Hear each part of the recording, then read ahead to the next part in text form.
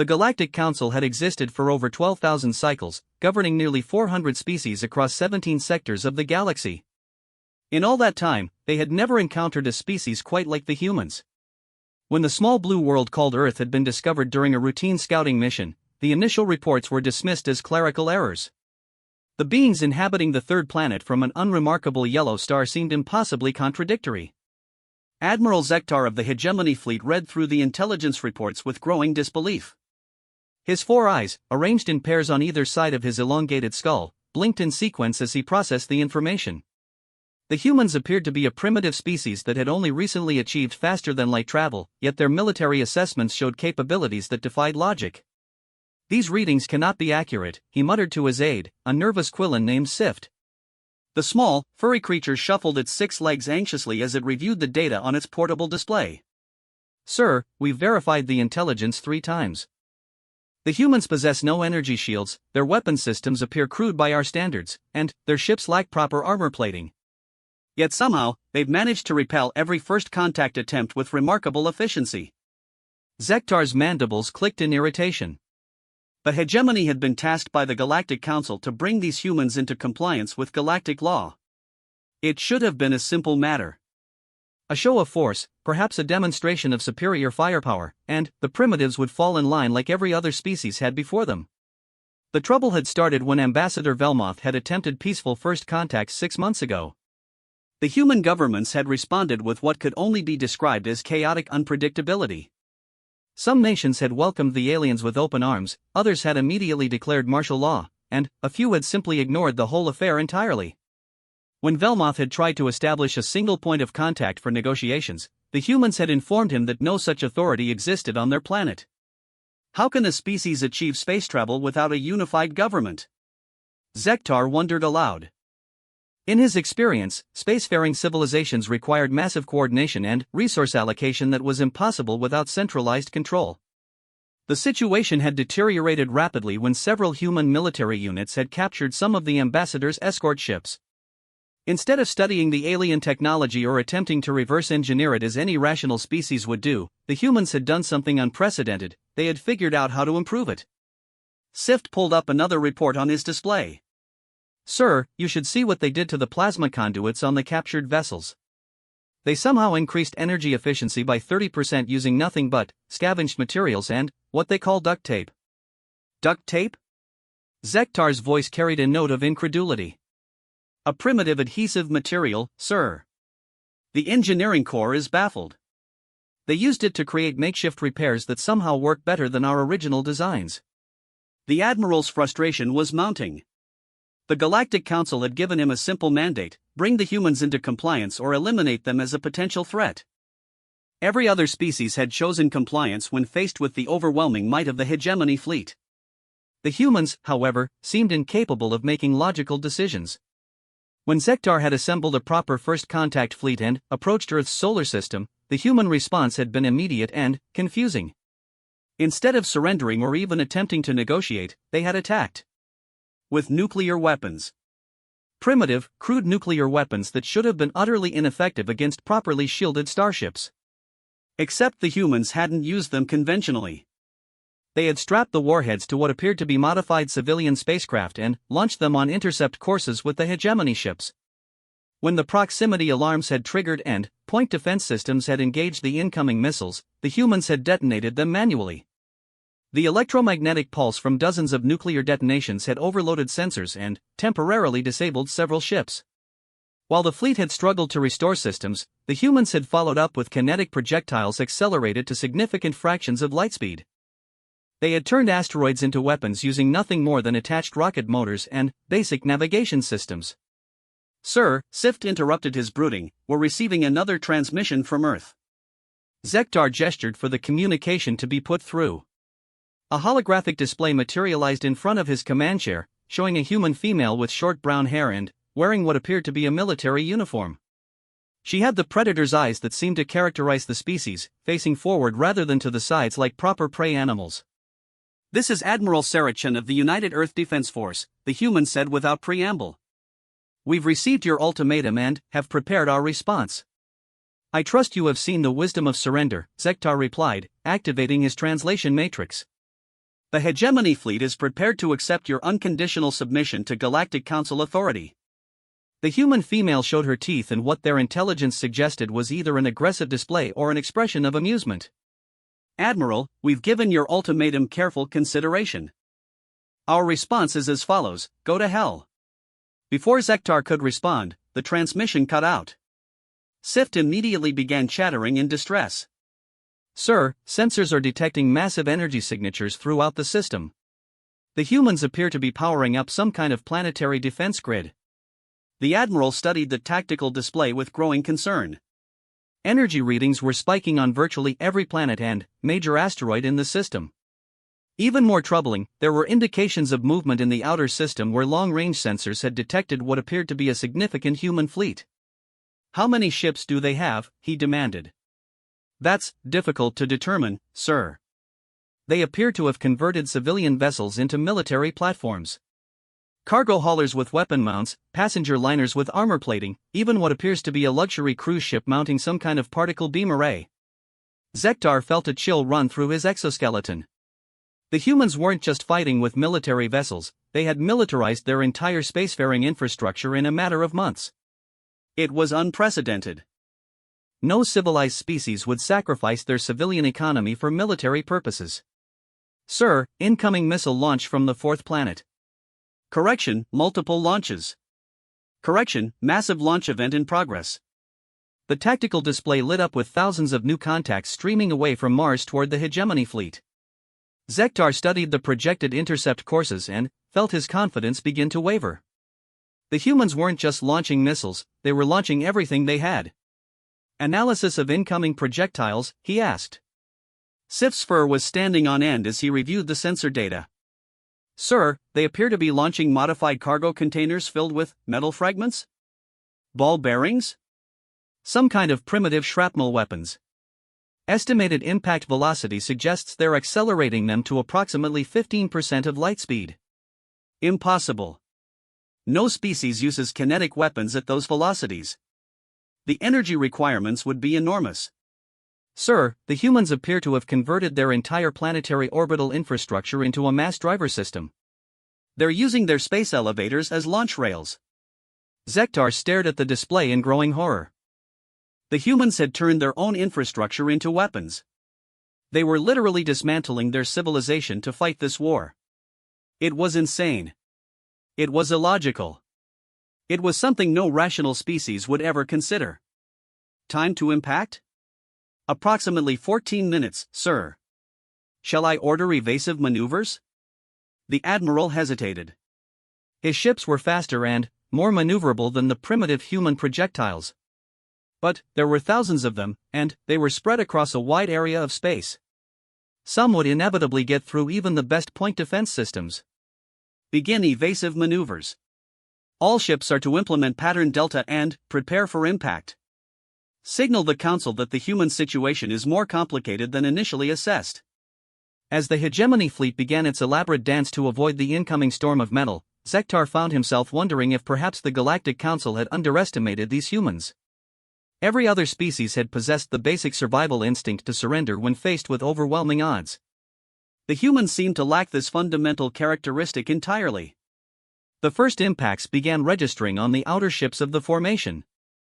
Despite their best efforts, several vessels took hits from the hypervelocity projectiles. The damage was significant, even through military-grade shielding. One destroyer reported a complete hull breach, and 2 cruisers were showing power fluctuations. Sir, the humans are transmitting again. Admiral Chen's image reappeared on the display. Behind her, Zektar could see what appeared to be a command center bustling with activity. Admiral, I hope you're beginning to understand something important about humanity. We don't surrender. We don't negotiate from a position of weakness. And we definitely don't appreciate uninvited guests making demands in our star system. Your resistance is futile, Zektar responded, though his voice lacked its earlier conviction. The Hegemony Fleet represents the combined military might of 47 species. You cannot hope to match our firepower. Maybe not, Chen admitted. But here's what you need to understand about humans: we're crazy enough to try anyway. Every human who ever lived has faced impossible odds at some point. The difference between us and, apparently, every other species you've encountered is that we're too stubborn to know when to quit. The transmission shifted to show views from across the human solar system. Massive construction projects were visible on every world, with humans working frantically to build weapons, fortifications, and what appeared to be evacuation facilities. We've been preparing for this possibility since we first detected your scout ships, Chen continued. Every man, woman, and child on Earth understands what's at stake. You want to conquer humanity? You're going to have to earn it. The display showed images that chilled Zektar to his core. Human children, barely past their adolescent stage, working alongside adults to construct defensive positions. Elderly humans, who by all rights should have been in protected care, operating heavy machinery to build weapons. It wasn't just a military response, it was an entire species mobilizing for total war. We have a saying in our military, Chen said, her predator's gaze fixed directly on the camera. No one fights harder than a mother protecting her children. Well, Admiral, you just threatened 4 billion years of evolution. Every human alive is fighting for their children, their parents, their siblings, and every generation that comes after us. Zektar felt something he hadn't experienced in decades of military service, genuine uncertainty. The humans weren't behaving like any conquered species in galactic history. They weren't even behaving like a rational species. They were acting like cornered animals, but with the intelligence and technology to make that desperation truly dangerous. Final warning, Chen said. Leave our system now, and we'll consider this a misunderstanding. Stay, and you'll learn why humans are the only species on our planet that hunts for sport. The transmission ended, leaving Zektar staring at empty space. Around him, damage reports continued to stream in from ships struck by the kinetic barrage. His tactical officer was reporting that human ships were beginning to move throughout the system, taking up positions that suggested they were preparing for a coordinated attack. Sir, Sif said quietly, perhaps we should report back to the Council for additional instructions? Zektar considered the suggestion. The mission parameters had been clear: demonstrate hegemony superiority and bring the humans into compliance. But those parameters had been based on the assumption that humans would behave like every other species the galaxy had encountered. Looking at the tactical display showing thousands of human ships converging on his position, Admiral Zektar began to suspect that assumption had been terribly, catastrophically wrong. The humans weren't just willing to fight, they were eager for it. And that changed everything. The emergency session of the Galactic Council convened within hours of receiving Admiral Zektar's initial report. Representatives from 47 member species gathered in the massive crystalline chamber that floated in the void between stars, their various forms of communication creating a cacophony of sounds, colors, and pheromone releases that the universal translators struggled to process. High Chancellor Mordan, a being whose species had evolved from crystalline matrices rather than organic matter, resonated at frequencies that conveyed deep concern. The Chancellor's form shifted through various geometric patterns as it addressed the assembly, each configuration representing different emotional states that most species couldn't fully comprehend. The human situation has escalated beyond our initial parameters, Mordan announced, its harmonic voice filling the chamber. Admiral Zektar reports unprecedented resistance from a species that should have capitulated immediately upon contact with hegemony forces. Representative Thaklar of the Vrexian Empire, a massive reptilian creature with armored plates covering his hulking form, slammed his clawed appendage against his speaking podium. This is exactly what we predicted would happen when the Council voted to allow primitive species to develop independently. These humans should have been brought into compliance the moment they achieved interstellar flight. The non-interference directive exists for good reason, replied Ambassador Celera of the Melodic Confederacy. Her species communicated through complex musical tones, and, even through the translation matrix, her words carried harmonic undertones of reproach. We have learned through painful experience that forced integration often leads to rebellion and instability. Rebellion? Thaklar's laugh was a rumbling growl. What rebellion could a single primitive planet mount against the combined forces of the galaxy?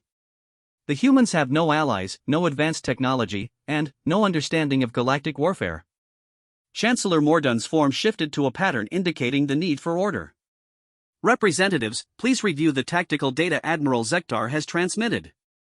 The chamber filled with holographic displays showing the recent engagement in the Sol system. The assembled delegates watched in growing amazement as the human defense unfolded. What should have been a simple demonstration of superior firepower had become something unprecedented in galactic history. They converted civilian infrastructure into weapons platforms, observed General Kexti of the Hive Collective, her compound eyes reflecting the light from multiple displays simultaneously.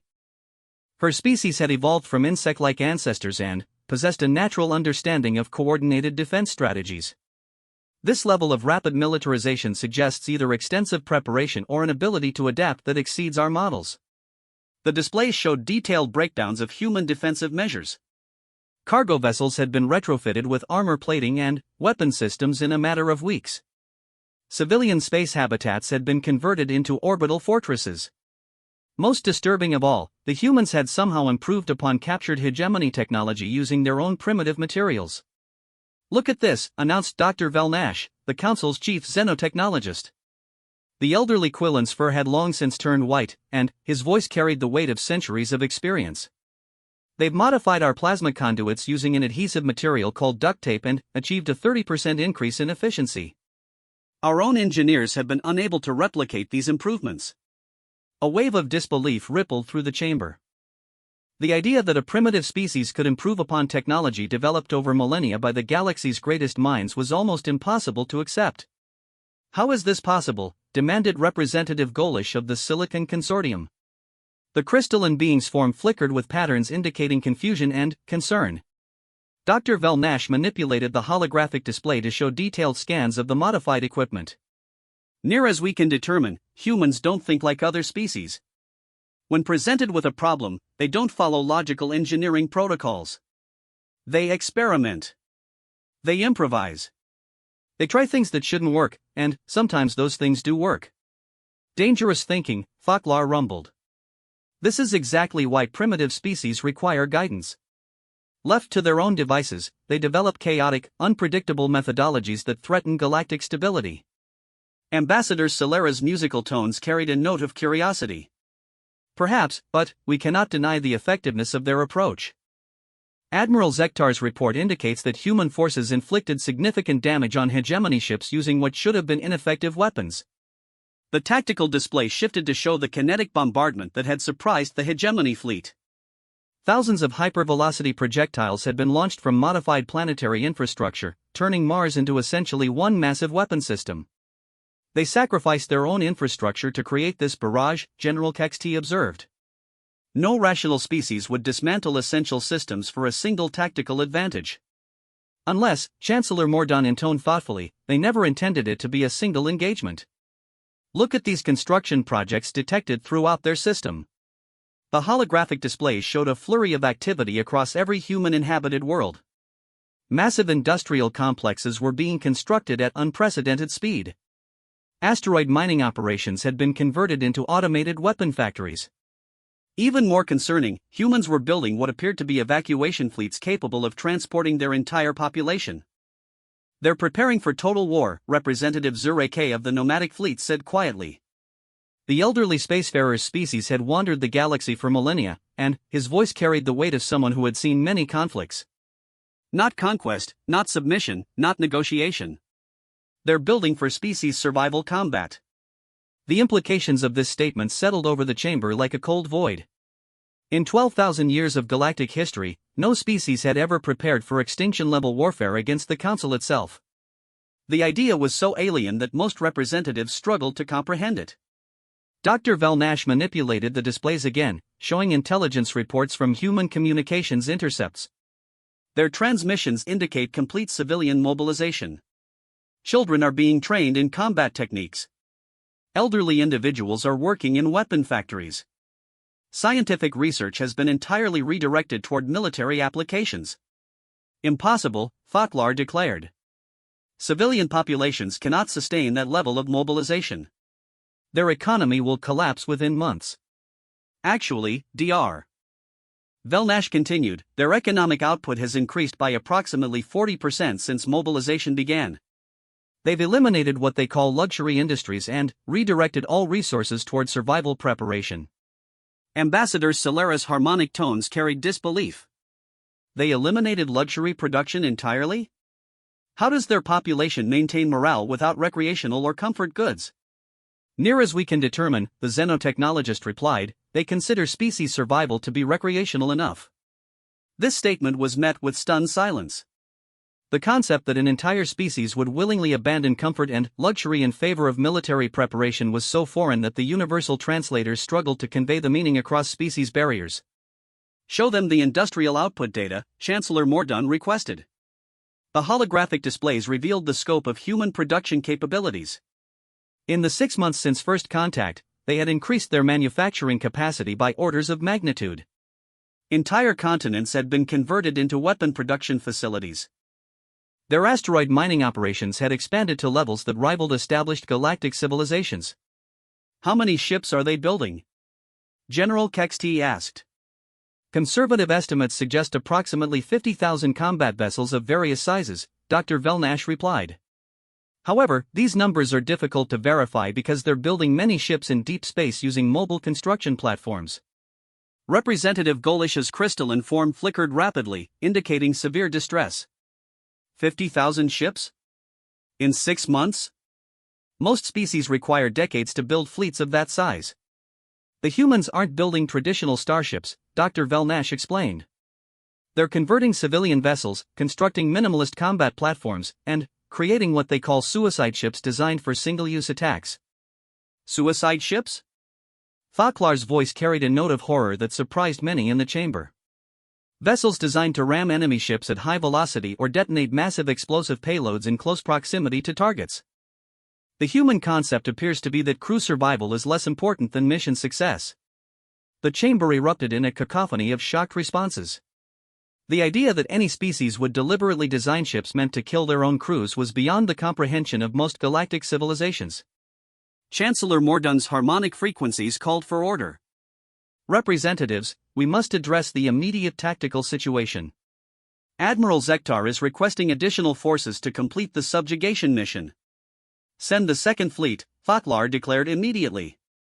These humans need to learn that resistance to galactic authority is futile. I'm not certain additional force is the correct response, Ambassador Solera replied. The humans have demonstrated remarkable adaptability. Escalating military pressure might simply result in further innovation on their part.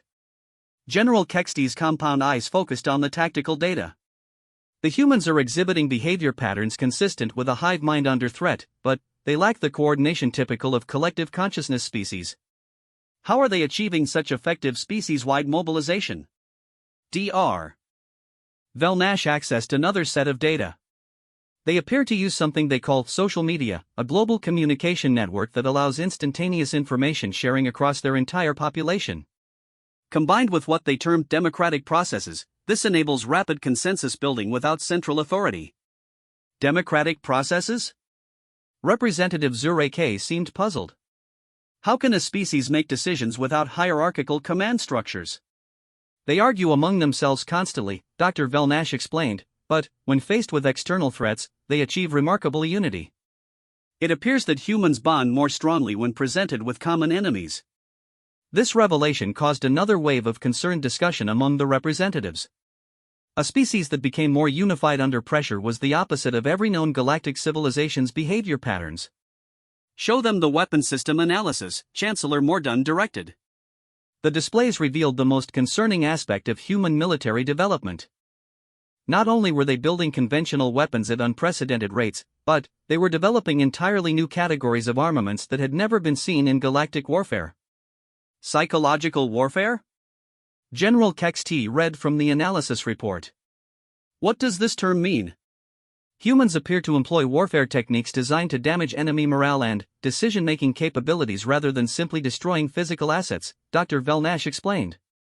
They broadcast disturbing audio transmissions, use visual displays meant to intimidate opponents, and employ what they call propaganda to spread misinformation.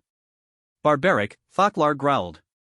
Perhaps, the xenotechnologist continued, but highly effective. Admiral Zektar reports that crew morale in the hegemony fleet has declined significantly since exposure to human psychological operations. Ambassador Solera's musical tones carried curiosity. What kind of audio transmissions could affect military morale? Dr. Velnash activated an audio file. The chamber filled with sounds that defied easy description, rhythmic beating, harmonic frequencies that seemed to penetrate directly into the nervous system, and human vocal expressions that carried primal emotional content. They call it war music, he explained as several representatives visibly recoiled from the audio. Designed to inspire their own troops while intimidating enemies. Admiral Zektar reports that some crew members have requested transfer away from areas where these transmissions are received. The implications were clear. Humans weren't just fighting with superior numbers or technology, they were fighting with methodologies that no galactic species had ever encountered. They were weaponizing their own psychology and using it against opponents who had no defense against such attacks. Chancellor Mordun's form shifted to a pattern indicating the need for decision. Representatives, we face an unprecedented situation. The humans represent a threat not just to hegemony forces, but potentially to the entire galactic order. How do we respond? The question hung in the crystalline chamber like a death sentence, as beings who had governed the galaxy for millennia realized that they might have encountered something they couldn't control. We destroy them, Faklar said finally. Before they spread their chaos throughout the galaxy. But, even as he spoke, the massive reptilian's voice carried a note of uncertainty that had never been heard from his species before. For the first time in galactic history, the Council was facing an enemy that seemed to grow stronger the more pressure was applied. And nobody knew how to fight something like that. Admiral Zektar stood in the wreckage of what had once been the bridge of his flagship, the dominant Harmony. Emergency lighting cast eerie shadows across twisted metal and sparking electronics, while the acrid smell of burned circuitry filled the recycled air. Around him, his crew worked frantically to restore basic life support systems, their movements hampered by the artificial gravity generators that flickered on and off in irregular intervals. The human attack had come without warning and from a direction that should have been impossible. While the hegemony fleet had been focused on the approaching human armada from the inner system, a second force had somehow approached from the outer darkness beyond sensor range. Ships that had been running completely dark, using technology that the humans shouldn't have possessed. Status report, Zektar demanded, though his voice lacked its former authority. The humans had done something to him, to all of them. That terrible audio transmission they called music seemed to have lodged itself permanently in his consciousness, interfering with his ability to concentrate. Sift scurried across the damaged deck, his 6 legs finding purchase among the debris. The small Quillen's fur was singed from an electrical fire, and one of his eyes was swollen shut. Sir, we've lost 17 ships completely destroyed, 34 disabled, and the remainder are showing various degrees of damage. The humans, they've done something unprecedented.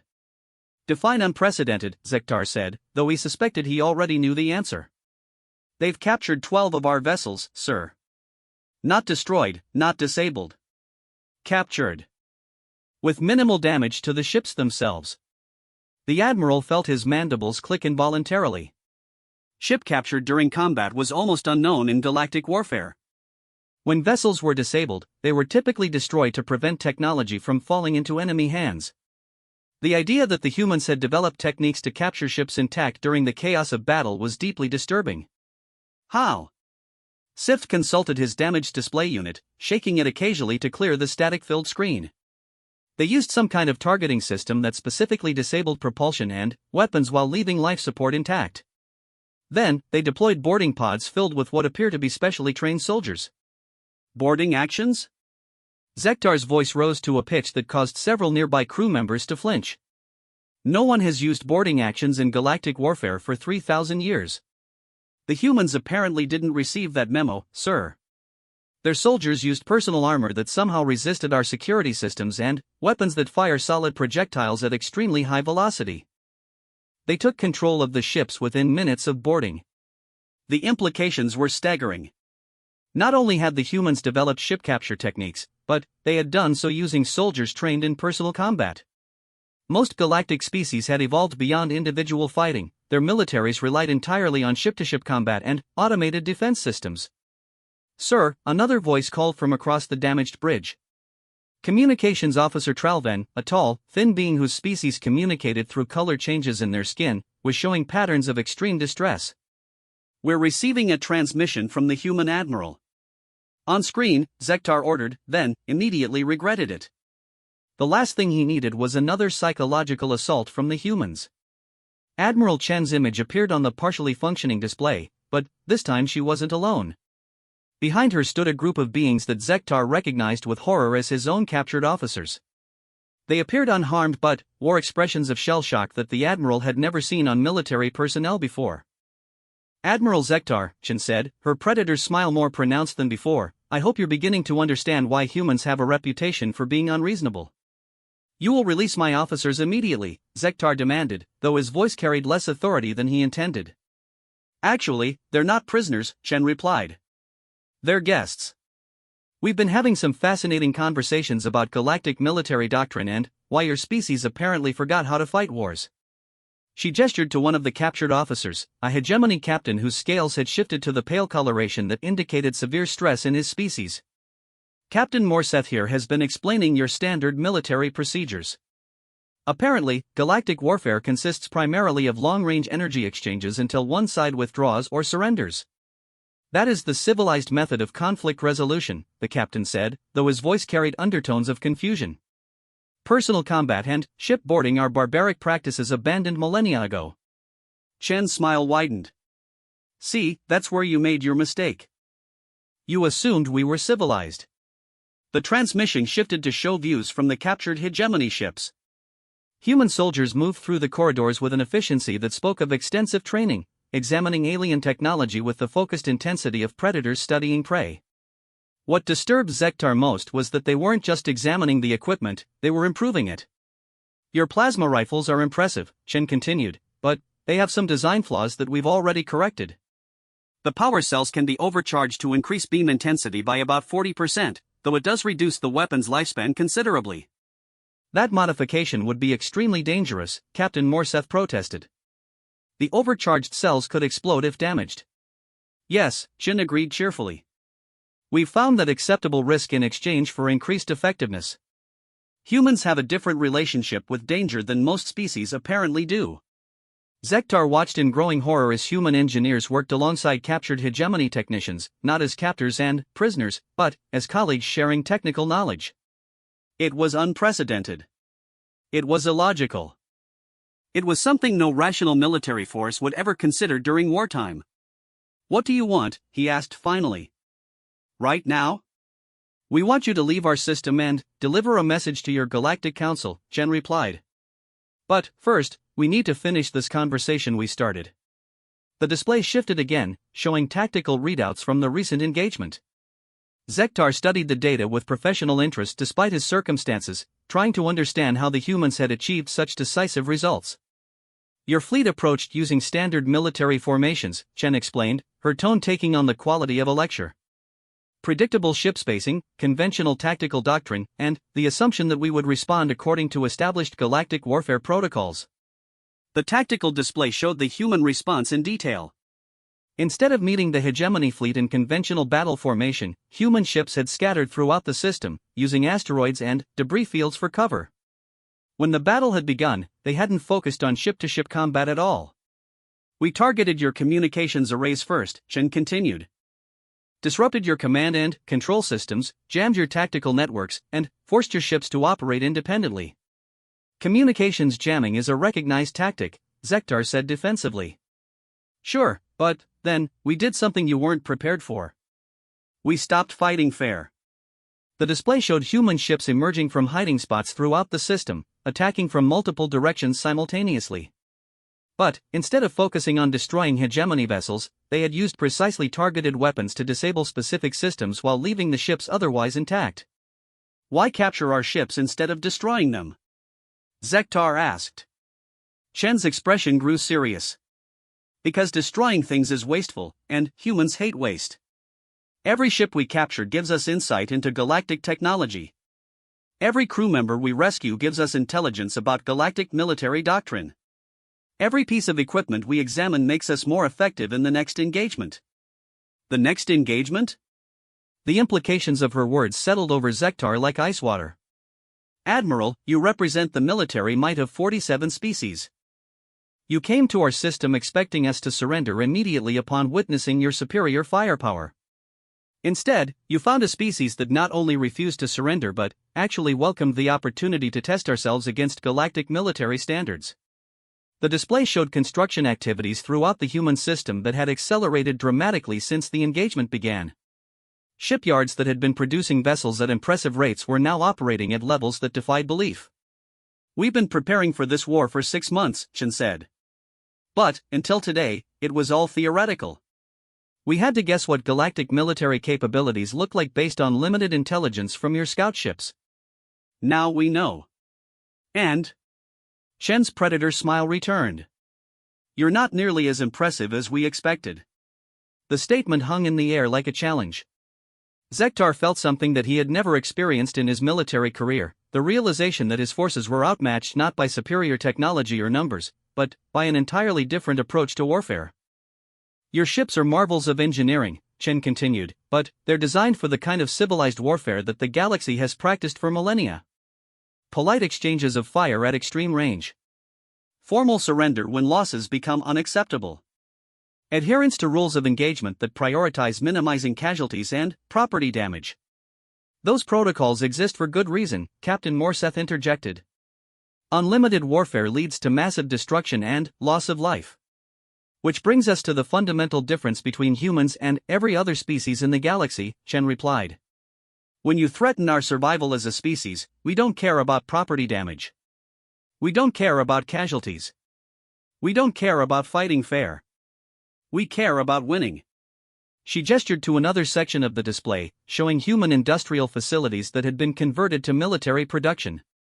Every human facility that produces anything useful has been converted to war production. Every human with technical knowledge is working on military applications. Every human child is learning skills that will help them fight if necessary. That level of mobilization is unsustainable, Zektar said.